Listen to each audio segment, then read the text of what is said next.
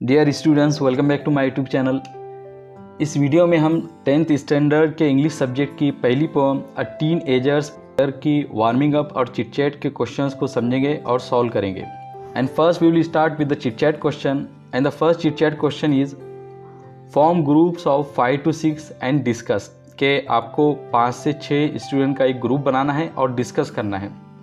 और डिस्कस करने के बाद में give a rating of 1 to 5 to each of the following. कि नीचे आई हुई जितनी सिचुएशंस है तो उनको आपको 1 से 5 तक की रेटिंग देना है। When you have to take important decisions what do you generally do. जब आपको कोई इम्पॉर्टेंट डिसीजन लेना होता है तो आप जनरली क्या करते हैं। तो नीचे कुछ सिचुएशंस दी गई है। अगर आपको कोई इम्पॉर्टेंट डिसीजन लेना हो तो आप इनमें से क्या करेंगे। तो यहाँ पर हमको ये जितनी भी सिचुएशंस है तो उनको सीक्वेंस में नहीं रखना है, तरतीब में नहीं रखना है, बल्कि उनको रेटिंग देना है। यानी जिस चीज़ के सबसे ज़्यादा करने के चांसेस होंगे, यानी जिस चीज़ को हम सबसे ज़्यादा कर सकते हैं इम्पॉर्टेंट डिसीजन लेते वक्त या लेते समय, तो हमको उसको ज़्यादा रेटिंग देना है। और जिस चीज़ के सबसे कम करने के चांसेस होंगे तो उसको सबसे कम रेटिंग देंगे। तो पहली सिचुएशन है कंसल्ट पेरेंट्स और एल्डर्स। कि अपने पेरेंट्स या एल्डर्स को कंसल्ट करना, उनसे मशवरा लेना, उनसे बात करना, उनको कंसल्ट करना। तो ये सबसे ज़्यादा करने के चांसेस होंगे, इसलिए हम इसको 5 की रेटिंग देंगे। तो यहाँ पे हम देख रहे हैं कि जो काम हमको सबसे ज़्यादा करने के चांसेस है तो उसको हम सबसे बड़ी रेटिंग देंगे, और जिस काम को करने के चांसेस कम है तो उसको कम रेटिंग देंगे। यहाँ पर हमको इन पूरे सिचुएशन को सीक्वेंस में नहीं रखना है। बी है कॉन्टैक्ट फ्रेंड्स फॉर एडवाइस। कि अपने किसी फ्रेंड को हम अपने एडवाइस के लिए कांटेक्ट करेंगे, उससे बात करेंगे, उसको कांटेक्ट करेंगे। तो इसको करने के चांसेस ज़्यादा है, लेकिन उतने नहीं है जितने अपने पेरेंट्स को कंसल्ट करने के, इसलिए हम इसको 4 की रेटिंग देंगे। सी है pray to God for guidance. कि गॉड से हम प्रे करेंगे, दुआ करेंगे ताकि वो हमको अपनी गाइडेंस दे सके। तो इसको भी करने के चांसेस ज़्यादा है, लेकिन ज़्यादातर चांसेस यही है कि हम अपने पेरेंट्स से या अपने फ्रेंड से कंसल्ट करेंगे, इसलिए हम इसको 3 की रेटिंग देंगे। डी है थिंक डीपली इन साइलेंस। कि हम खामोशी से डीपली सोचेंगे। तो ये ऐसे लोग करते हैं ज़्यादातर जिनको ज़िंदगी का बहुत ज़्यादा तजुर्बा होता है, ज़िंदगी का अनुभव होता है। तो वो डीपली सोचते हैं, साइलेंस में सोचने लगते हैं और फिर वो कोई डिसीजन ले पाते हैं। लेकिन एक टीनेजर या आपकी एज का कोई अगर स्टूडेंट हो तो वो ऐसा करने के उसके चांसेस कम होंगे, क्योंकि उसके पास में इतना तजुर्बा और अनुभव नहीं है। तो इसीलिए इसको हम सिर्फ 2 की रेटिंग देंगे। और ई है ask your teacher for help. कि आप अपने टीचर से मदद के लिए कहेंगे, आप अपने टीचर को गुजारिश करेंगे, उनसे विनती करेंगे कि वो आपकी मदद करें। तो ये भी बहुत ज़्यादा चांसेस है, इसलिए हम इसको 4 की रेटिंग देंगे। और एफ है कि toss a coin to decide. कि एक कॉइन को हम टॉस करेंगे डिसाइड करने के लिए। तो ऐसा हम बहुत ही कम चांसेस है कि हम ऐसा करेंगे, क्योंकि हम कोई भी इंपॉर्टेंट डिसीजन लेना हो तो हम उसके ताल्लुक से सोचते हैं, सोच विचार करते हैं और फिर अपना फैसला लेते हैं। तो कॉइन को टॉस करके, सिक्का उछाल करके हम कोई भी डिसीजन नहीं लेते हैं। तो इसको करने के चांसेस बहुत ही कम है, इसलिए हम इसको सिर्फ 1 की ही रेटिंग देंगे। तो यहाँ पे बहुत सारी सिचुएशंस थी जिसमें हमको बताया गया है कि अगर हमको कोई इंपॉर्टेंट डिसीजन लेना हो तो हम क्या करते हैं, और जो काम सबसे ज़्यादा करना होगा तो उसको हम सबसे बड़ी रेटिंग देंगे, जो काम सबसे कम करना होगा तो सबसे कम करने के चांसेस होंगे तो उसको हम सबसे कम रेटिंग देंगे।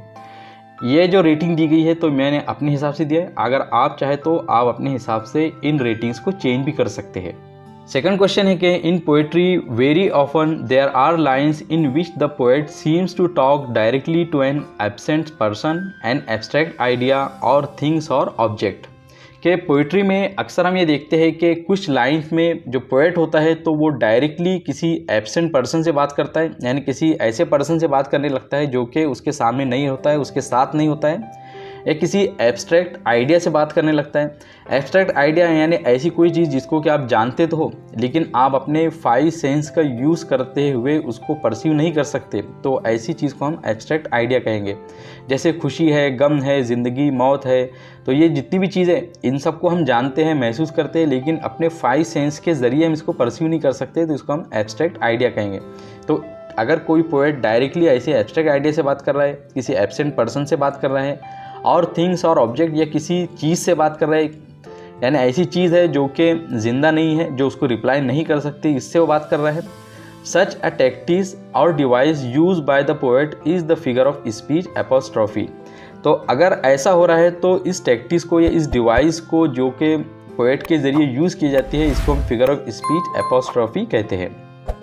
यानी एपोस्ट्रॉफी एक ऐसी फिगर ऑफ स्पीच है जिसमें पोएट पोइट्री में किसी एब्सेंट पर्सन से, किसी एब्स्ट्रैक्ट आइडिया से या किसी थिंग्स या ऑब्जेक्ट से बात करता है। यानी किसी ऐसी चीज़ से बात कर सकता है या किसी ऐसी चीज़ से बात करता है जो कि उसको डायरेक्टली रिप्लाई नहीं करती है, तो हम कहेंगे कि इसमें फिगर ऑफ स्पीच एपोस्ट्रॉफी का यूज़ किया गया है। फॉर एग्जाम्पल, यहाँ पर एग्जाम्पल देखिए कि ट्विंकल ट्विंकल लिटिल स्टार। तो इस लाइन में जो पोएट है तो छोटे स्टार से, लिटिल स्टार से बात कर रहा है जो कि एक ऑब्जेक्ट है। दूसरी एग्जाम्पल है कि death where is thy sting, कि ऐ मौत तेरा जहर, तेरा डंक किधर है। तो इसमें डेथ एक एब्स्ट्रैक्ट आइडिया है और इसमें पोएट डायरेक्टली एक एब्स्ट्रैक्ट आइडिया से बात कर रहा है, तो यहाँ पे फिगर ऑफ स्पीच एपोस्ट्रॉफी का यूज़ हुआ है। थर्ड एग्जाम्पल है कि O cave man I wish I could live with you, कि ऐ गुफाओं में रहने वाले इंसान, मैं विश करता हूँ कि मैं तुम्हारे साथ रह सकता। तो यहाँ पर केव मैन एक एब्सेंट पर्सन है जो पोएट के साथ में मौजूद नहीं है, पोएट के साथ में नहीं है, उसके सामने नहीं है, लेकिन वो डायरेक्टली उससे बात कर रहा है, तो यहाँ पे फिगर ऑफ स्पीच एपोस्ट्रॉफी का यूज़ हुआ है। तो एपोस्ट्रॉफी कहते हैं कि जब पोएट्री में पोएट किसी एब्सेंट पर्सन से, किसी एब्स्ट्रैक्ट आइडिया से या किसी ऑब्जेक्ट या थिंग से बात करता है, तो हम कहेंगे कि फिगर ऑफ स्पीच एपोस्ट्रॉफी का यूज़ किया गया है। Now complete the following creating examples of apostrophe of your own. अब नीचे कुछ इनकम्प्लीट सेंटेंसेस आए हैं, तो उनको हमें कंप्लीट करना है इस तरीके से कि ये फिगर ऑफ स्पीच एपोस्ट्रॉफी की एग्जाम्पल्स बन जाए। तो पहला सेंटेंस है कि O life how beautiful you are, कि ए ज़िंदगी तुम कितनी खूबसूरत हो। तो यहाँ पर हम लाइफ को एड्रेस कर रहे हैं, लाइफ से डायरेक्टली बात कर रहे हैं जो कि एक एब्स्ट्रैक्ट आइडिया है, तो यहाँ पे हमने इस सेंटेंस को एक एपोस्ट्रॉफी की एग्जाम्पल बनाई है। बी है कि dear God please help me I need you, कि ऐ खुदा मेरी मदद करो, मुझे आपकी ज़रूरत है। तो यहाँ पर हम गॉड को जो कि एब्सेंट है, प्रेजेंट नहीं है, हम उन बात कर रहे हैं, तो ये यहाँ पर एपोस्ट्रॉफी है। सी है books you are my true friends, कि ऐ किताबें, ऐ पुस्तकें तुम मेरी सच्ची दोस्त हो। तो बुक्स यहाँ पर एक ऑब्जेक्ट है और हम उससे डायरेक्टली बात कर रहे हैं, तो ये फिगर ऑफ स्पीच एपोस्ट्रॉफी बन गई है।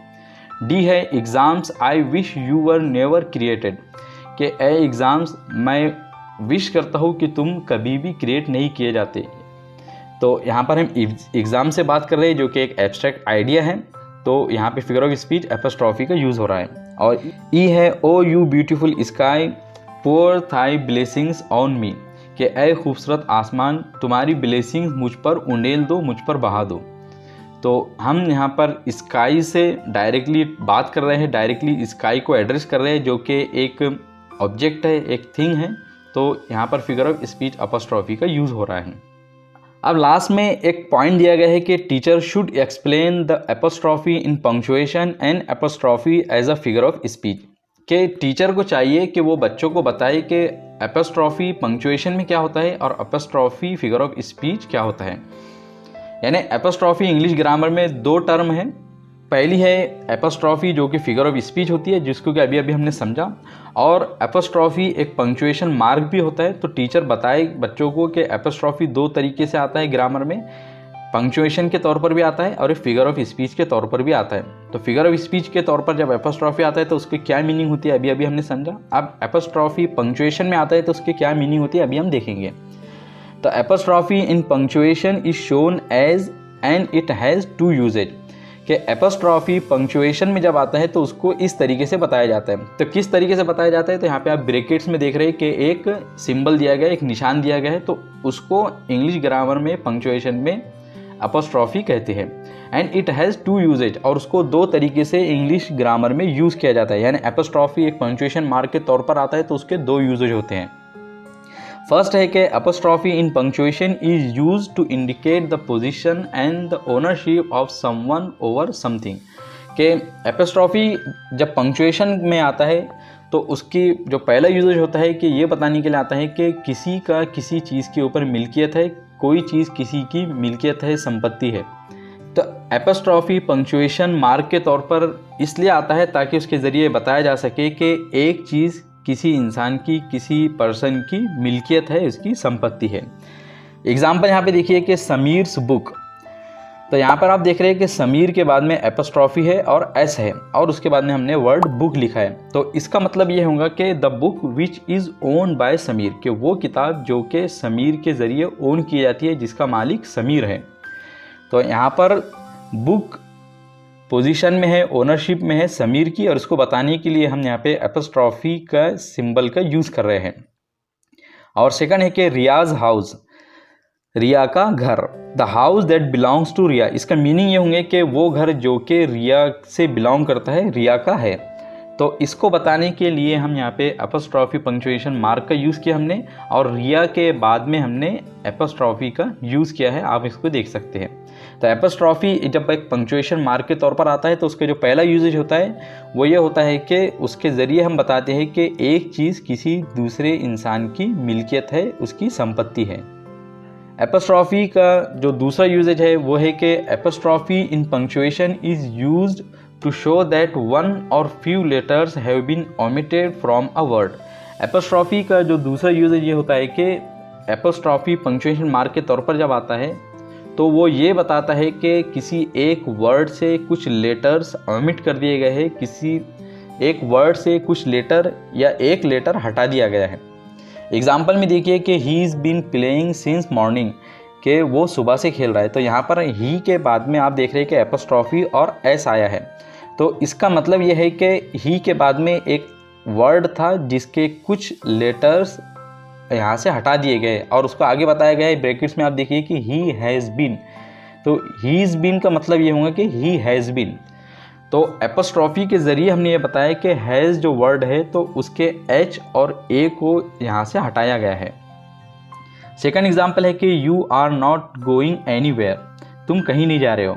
तो इस एग्जाम्पल में देखिए कि आर एन के बाद में देखिए कि एक एपोस्ट्रॉफी सिंबल है, एपोस्ट्रॉफी पंक्चुएशन मार्क है। तो ये यहाँ पर एपोस्ट्रॉफी पंक्चुएशन मार्क जो बता रहा है कि नॉट में जो ओ लेटर था तो उसको हटा दिया गया और उसकी जगह पे पंक्चुएशन मार्क एपोस्ट्रॉफी लगाया गया। तो एपोस्ट्रॉफी के मार्क के ज़रिए हमको मालूम चल रहा है कि इस वर्ड से कुछ लेटर हटाए गए हैं। और थर्ड एग्जांपल है कि she could have saved some money, कि वो कुछ पैसे बचा सकती थी।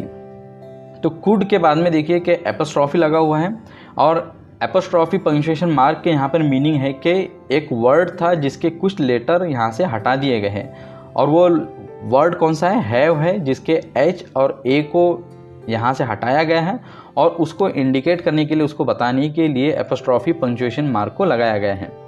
तो एपोस्ट्रॉफी जो वर्ड है तो इंग्लिश ग्रामर में दो तरीके से यूज़ होता है। एक तो एपोस्ट्रॉफी फिगर ऑफ स्पीच होती है जिसमें हम या पोएट एक पोइट्री में किसी एब्सेंट पर्सन से, किसी एब्स्ट्रैक्ट आइडिया से या किसी एनोनिमस ऑब्जेक्ट से बात करता है, किसी थिंग से बात करता है। और एपोस्ट्रॉफी जब पंक्चुएशन मार्क के तौर पर आता है, जब पंक्चुएशन मार्क होता है तो उसके दो यूजेज होते हैं। पहला होता है कि किसी की मिल्कियत या किसी की ओनरशिप बताने के लिए, और दूसरा एपोस्ट्रॉफी पंक्चुएशन मार्क का यूज़ ये होता है कि वो ये बताता है कि एक वर्ड से कुछ लेटर या एक लेटर हटा दिया गया है और उसको बताने के लिए पंक्चुएशन मार्क एपोस्ट्रॉफी आता है। तो मुझे उम्मीद है कि इस वीडियो के मदद से आप लोगों ने टीनएजर्स प्रेयर के वार्मिंग अप और चिट-चैट क्वेश्चन को समझा होगा और उसके आंसर्स भी लिखे होंगे। अगर आप लोगों का फिर भी कोई डाउट या क्वेश्चन हो तो कमेंट सेक्शन में ज़रूर पूछिए। वीडियो पसंद आए तो उसे ज़रूर लाइक कीजिए, अपने फ्रेंड्स और क्लासमेट्स के साथ में शेयर कीजिए, और इसी तरह की इन्फॉर्मेटिव और एजुकेशनल वीडियोज़ के लिए मेरे चैनल को ज़रूर सब्सक्राइब कीजिए। I will see you in my next video.